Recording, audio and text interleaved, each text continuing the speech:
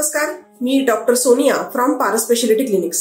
आज आपण आमवात या वेदीविषयी थोडीशी माहिती घेणार आहोत। आमवात म्हणजे प्रचंड वेदना आणि पावसाळ्यामध्ये म्हणजे श्रावण आणि भाद्रपद ऋतूमध्ये या वेदना प्रचंड वाढतात किंवा हिवाळ्यामध्ये सुद्धा या वेदना प्रचंड वाढतात। रुग्ण आम्हाला सांगतात की या वेदना ज्या आहेत त्या उन्हाळ्यामध्ये सहसा कमी असतात किंवा जाणवतही नाही, पण जसा पावसाळा चालू होतो किंवा हिवाळा येतो त्यामध्ये मात्र वेदना ज्या आहेत त्या वाढायला चालू होतात। मग पावसाळ्यामध्ये वेदना का बरं वाढतात किंवा पावसाळ्यामध्ये असं काय होतं, वातावरणात असे काय बदल होतात की ज्याच्यामुळे आमवाताच्या वेदना किंवा संधिवात जो आहे तो बळावतो। आमवात याच्या नावामध्ये जर आपण पाहिलं तर साचलेला आम आणि तो वातासोबत मिळून जो आजार तयार करतो त्याला आपण आमवात म्हणतो। आता आम म्हणजे काय बरं?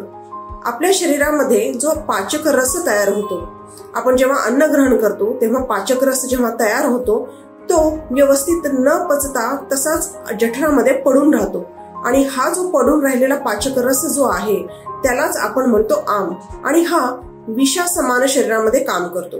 मग हा आम जेव्हा वातासोबत मिसळतो त्यावेळेस विविध संधींच्या ठिकाणी जाऊन वेदना आणि शोथ निर्माण करतो। मग आपल्याला याच्यावरती उपचार शक्य आहे का?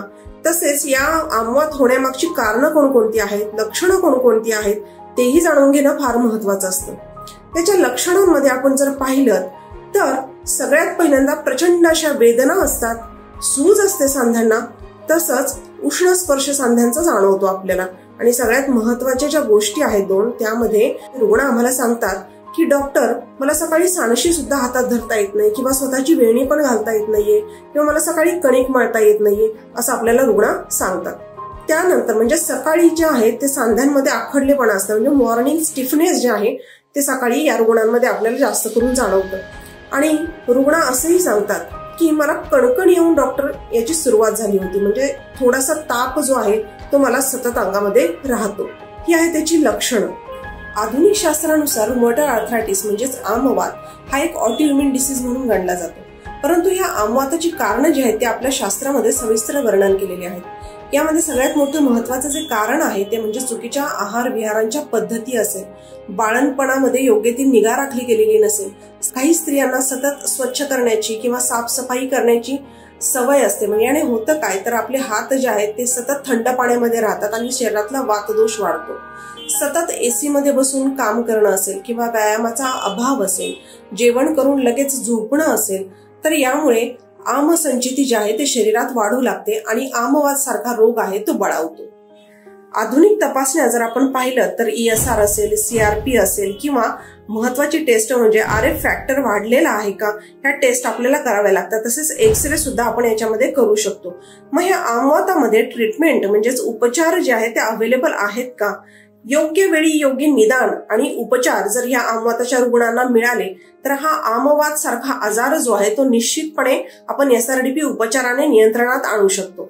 आमवाताच्या रुग्णांमध्ये SRDP पद्धतीमध्ये आपण 2 टप्प्यामध्ये उपचार करतो। पहिल्या टप्प्यामध्ये साचलेला आम जो आहे तो बाहेर काढून टाकणं आणि वातदोष जो आहे तो कमी करणं।